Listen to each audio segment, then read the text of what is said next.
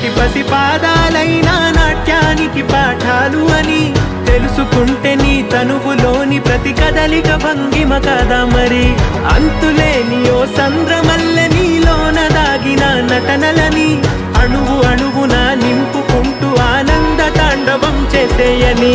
నింగిలోని మేఘాల వెనుకనే లోకం ఉందని జాబిల్లి నిదురించెనంటే తన వెన్నెలంతా చీకటి పాలైపోదా అది.